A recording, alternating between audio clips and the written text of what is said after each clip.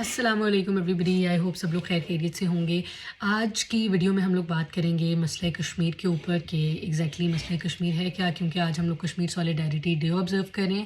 اور یہ ویڈیو بنانے کا مقصد یہ ہے کہ ہم تھوڑا سا ٹیکنیکل گراؤنڈس کے اوپر بات کر سکیں، دیکھ سکیں کہ ایگزیکٹلی ڈسپیوٹ جو ہے یہ کشمیر کا جو ڈسپیوٹ ہے بٹوین انڈیا اینڈ پاکستان وہ ہے کیا، وہ کیسے شروع ہوا، انڈیا کیوں کشمیر کو کلیم کرتا ہے کہ it is a part of India, why does Pakistan deny all those allegations and all those claims.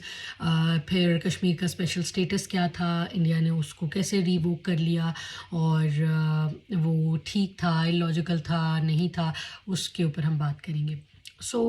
مسئلہ کشمیر کو سمجھنے کے لیے تھوڑا سا ہمیں ہسٹری میں جانا پڑے گا.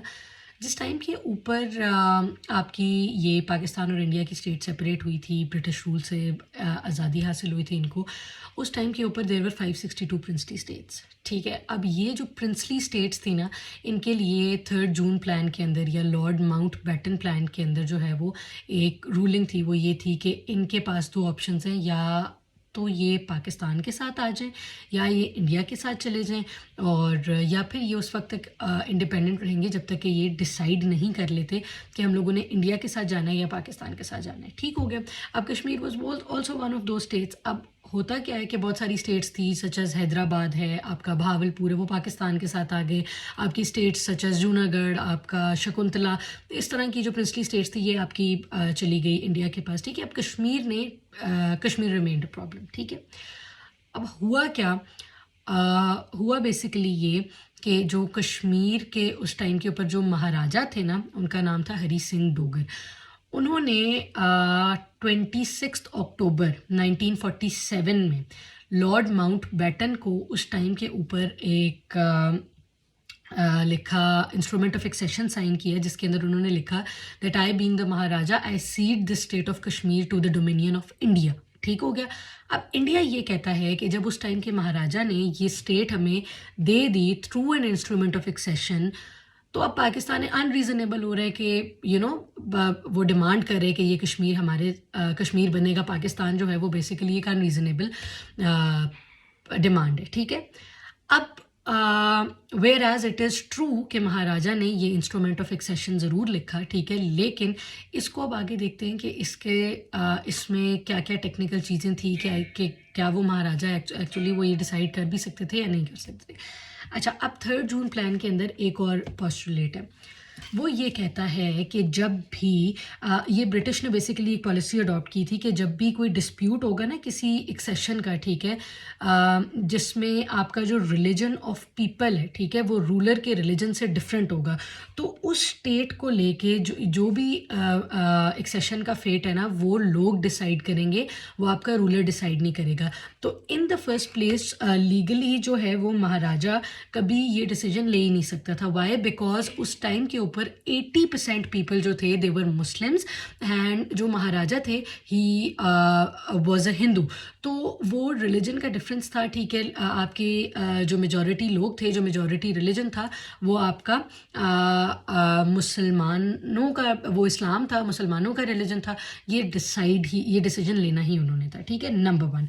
نمبر 2، جب یہ ایکسیشن انہوں نے انسٹرومنٹ آف ایکسیشن جاری کیا نا، تو اس کے اوپر نیکسٹ ہی ڈے ان کو لارڈ ماؤنٹ بیٹن اس ٹائم کے اوپر جو آپ کا ایڈمنسٹریٹو اتھارٹی تھی، جو گورنر جنرل تھے لارڈ ماؤنٹ بیٹن تھے، انہوں نے یہ رسپونڈ کیا کہ یہ جو ایکسیشن ہے نا، اس کو انہوں نے پروویژنلی ایکسیپٹ کیا. ٹھیک ہو گیا. اچھا، اب پروویژنلی ایکسیپٹ کرنے کا مطلب یہ کہ انہوں نے اس کے اندر ایک پروویژن ایڈ کی کہ یہ جو ایکسیشن ہے نا، it will be based on the will of people. ٹھیک ہے، people of Kashmir, not the maharaja. تو ہم اس کو پروویژنلی ایکسیپٹ کر رہے ہیں. ٹھیک ہے، اور یہ جو ہم ریفرینڈم مانگتے ہیں نا، ریفرینڈم ہم اس بیسس کے اوپر مانگتے ہیں کہ یہ جو ان کی انسٹرومنٹ تھی یہ ایکسیپٹ ہوئی تھی، مگر پروویژنلی ایکسیپٹ ہوئی تھی، جس میں انہوں نے دوبارہ یہ چیز مینشن کی تھی کہ یہ لوگوں نے ڈیسائیڈ کرنا، یہ آپ کا رولر ڈیسائیڈ نہیں کر سکتا یہ چیز. اس کے بعد لوک سبھا کے فلور کے اوپر جو پرائم منسٹر نہرو ہیں ان کی اسپیچ کے اندر بھی یہ چیز آپ دیکھ سکتے ہیں، اور یہ اسپیچ انہوں نے دی تھی نومبر 2 1947 کو، اور اس اسپیچ میں بھی انہوں نے یہی چیز ریٹریٹ کی تھی that we have decided to accept the accession and send the troops by air but we have laid a condition that the accession would have to be declared by the people of Kashmir later when peace and order will be established and it was for them to ultimately decide. ٹھیک ہے، تو جو prime minister Nehru ہیں انہوں نے لوک سبھا کے floor کے اوپر یہ بات کی تھی، and then he also said that and let me make it clear that it has been our policy all along that where there was a dispute about the accession of a state to either dominion, the decision must be made by the people of state, and it was according to this policy that we have added a provision، وہ provision جو انہوں نے add کی تھی، and we have declared that wish of people will decide the future of state and that pledge we have given and Maharaja has accepted it to the people of Kashmir and the world and we cannot back out of it. ٹھیک ہے، سو اس time کے اوپر prime minister Nehru نے لوک سبھا کے floor کے اوپر، جو کہ آپ کا basically lower house of the Indian parliament ہے، اس کے اوپر یہ اسپیچ بھی دی. ٹھیک ہو گیا. اس کے بعد ہم پاکستان کیوں کلیم کرتا ہے کہ انڈیا جو ہے وہ انڈیا کی بیسیکلی انڈیا کے کلیم کو ڈینائی کیوں کرتے ہیں. ٹھیک ہے، انڈیا نے جو پنڈت نہرو ہیں نا وہ مسئلہ Kashmir United nation security council میں بھی لے کے گئے. ٹھیک ہو گیا.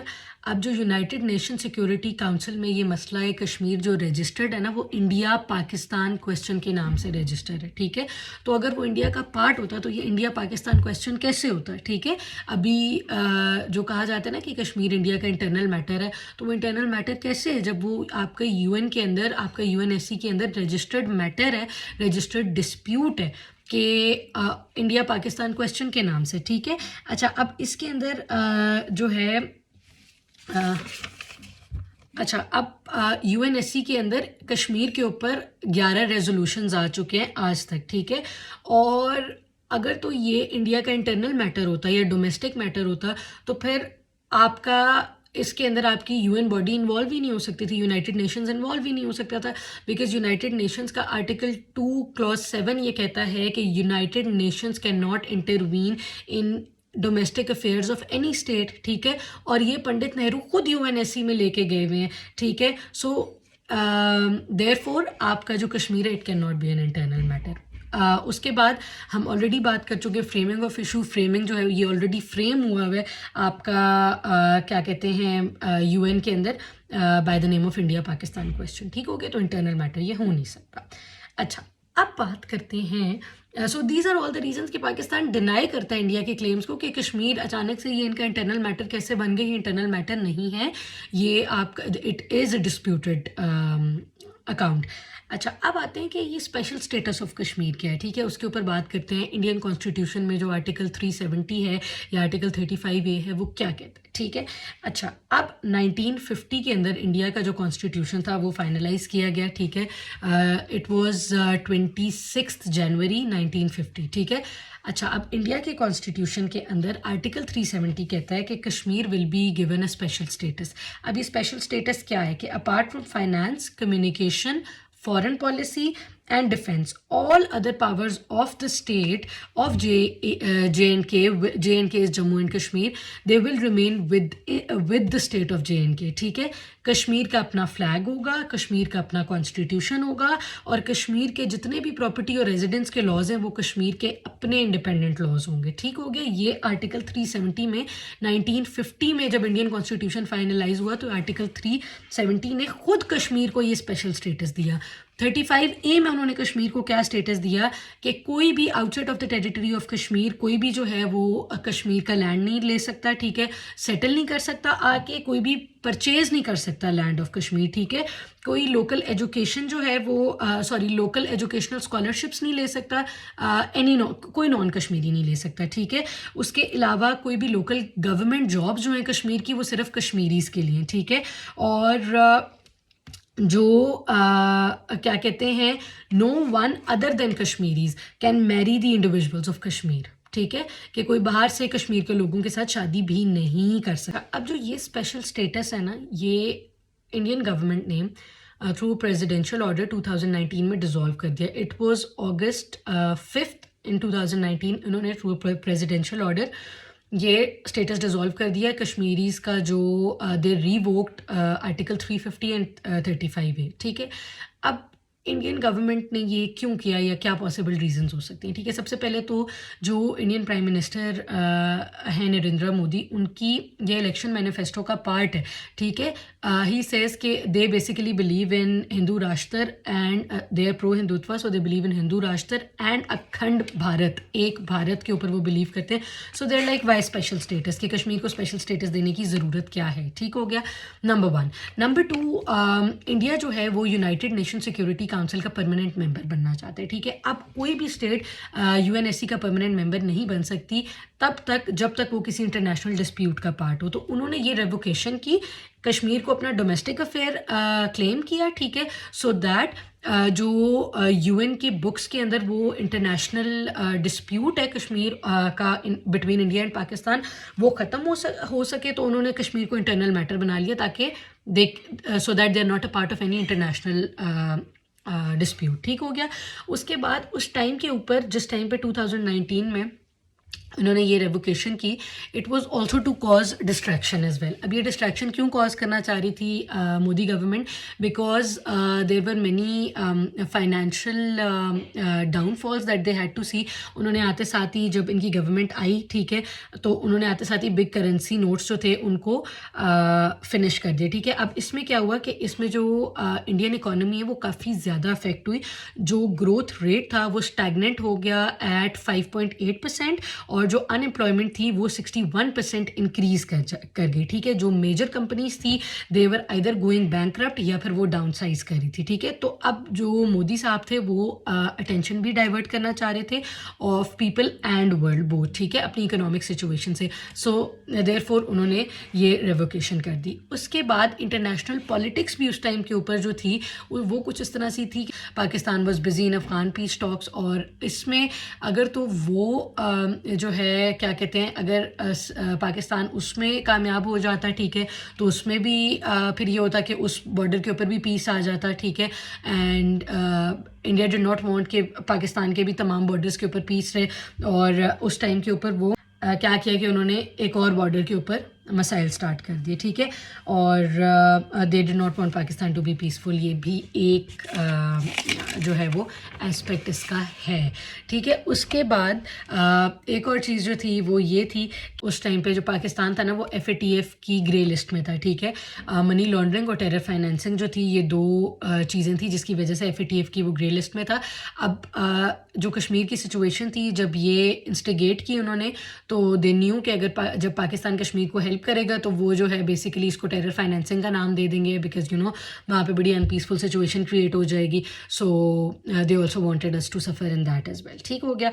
उसके बाद जो है वो इसलिए भी चाहते थे कि अब इन्होंने ये जो रेवोकेशन की थी, इसमें वो ये चाहते थे कि जो इंडियन पॉपुलेशन है वो जाके कश्मीर में रहना शुरू कर दे. ये कश्मीरी और इंडियन पॉपुलेशन आपस में इनकी एमैल्गमेशन हो जाए और इवेंचुअली जो है वो प्लेबिसाइट ईजीली हो जाए. ठीक है, so these were the reasons जो आपका इंडिया ने बेसिकली जो आपकी ये रेवोकेशन की है इन दो आर्टिकल्स की, और कश्मीर का जो स्पेशल स्टेटस उन्होंने डिसॉल्व किया था, these were some possible aspects behind it. ठीक हो गया.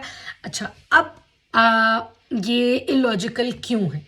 सबसे पहले तो इंडिया ने अपने ही कॉन्स्टिट्यूशन को वायलेट किया.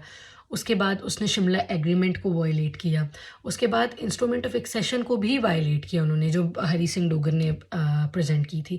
उसके बाद इंडिया ने जो है वो इंटरनेशनल लॉज को भी वायलेट किया. अब अपने कॉन्स्टिट्यूशन को उन्होंने किस तरह से वो किया? अच्छा, जो आर्टिकल 370 है ना, ठीक है, जब इन्होंने ये रिवोक किया, अब उसमें आप उसको रिवोक कर सकते हो प्रेसिडेंशियल ऑर्डर के थ्रू, लेकिन प्रेसिडेंशियल ऑर्डर के थ्रू आप किस तरह से रिवोक करोगे कि प्रेसिडेंशियल असेंट से पहले जो है वो कश्मीरी लोग जो हैं वो कश्मीरी असेंबली के अंदर ये रिक्वेस्ट भेजते हैं. फिर वहाँ से कश्मीरी असेंबली जो है उसने प्रेसिडेंट को ये रिक्वेस्ट करना होता है कि you know this is what we want, and आप इसके ऊपर अपना असेंट दें. ठीक है, अब कश्मीर के अंदर जनवरी 2019 से लेके अगस्त 2019 तक कोई असेंबली थी नहीं. ठीक है, तो लोगों का तो कॉन्सेंट आपने लिया ही नहीं, ठीक है. This article it could only be dissolve through presidential order. However before that consent of Kashmiri people had to be taken, ठीक है, थ्रू दी असेंबली. अब जब उनकी वहाँ पे कोई रिप्रेजेंटेशन ही नहीं थी, कोई असेंबली ही नहीं थी, तो फिर आपने किस तरह से ली? तो अपना ही कॉन्स्टिट्यूशन उन्होंने सबसे पहले ब्रेक किया, ठीक है. उसके बाद शिमला एग्रीमेंट के अंदर जो आर्टिकल 2 है, शिमला एग्रीमेंट का आर्टिकल 2 क्लॉज 2 ये कहता है, pending the final settlement of disputes between states, no side shall unilaterally alter the situation. So India ने तो पाकिस्तान को इन्वॉल्व ही नहीं किया, उन्होंने तो ये यूनिलैटरल डिसीजन लिया. सो उन्होंने शिमला एग्रीमेंट को भी वायलेट किया.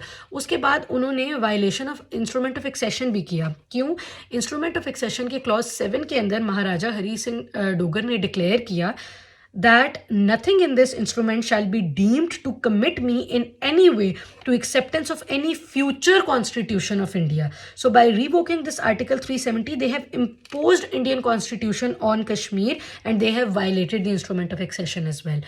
उसके बाद उन्होंने इंटरनेशनल लॉज को कैसे वायलेट किया?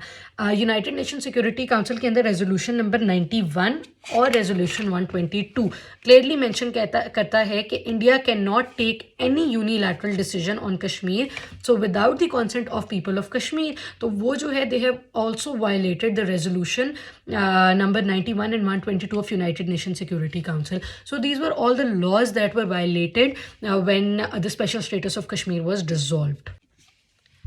अच्छा, अब अगर हमने बात करनी हो कि what are those possible solutions जो कि मसला कश्मीर को हल कर सकते हैं, सो उसमें one of them could be plebiscite, लेकिन उसको इंडिया खुद ही सपोर्ट नहीं करेगा because it will be a matter of huge embarrassment for them कि अगर after more than 75 years they lose it, ठीक है, सो दे डोंट सपोर्ट इट. अच्छा, फिर उसके अंदर हम ये कर सकते हैं कि एक स्टेटस को की जो स्टेट है वो अचीव की जा सकती है, कि उसका ये मतलब है कि जो एरिया इस टाइम के ऊपर इंडिया के साथ है, जिसको पाकिस्तान में इंडियन ऑक्यूपाइड कश्मीर कहा जाता है, और जो एरिया इस टाइम पे पाकिस्तान के साथ है जिसको इंडिया में पाकिस्तान ऑक्यूपाइड कश्मीर कहा जाता है, वो इंडिया का एरिया इंडिया के साथ रह ले, पाकिस्तान का एरिया पाकिस्तान के साथ रह ले, और इस चीज़ के ऊपर जो है वो इत्तेफाक कर लिया जाए, ठीक है.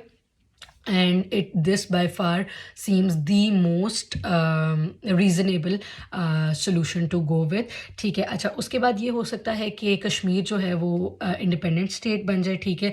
अब जो कश्मीर है, लेकिन मसला ये है कि कश्मीर एक लैंडलॉक्ड एरिया है, ठीक है, तो वो it will still be dependent for trade, ठीक हो गया. प्लस इतने टाइम में, ठीक है, सिवाय टूरिज़म के उन्होंने और कोई भी इंडस्ट्री 35A की वजह से ही वो डेवलप ही नहीं कर सके, ठीक है, बिकॉज बाहर से कोई कश्मीर में इन्वेस्टमेंट कर ही नहीं सकता था. सो they do not have any industry developed over there. सो अगर तो कहा जाए कि कश्मीर को इस टाइम के ऊपर आप इंडिपेंडेंट कर दो, तो वो भी कोई बहुत ज़्यादा रीज़नेबल ऑप्शन नहीं.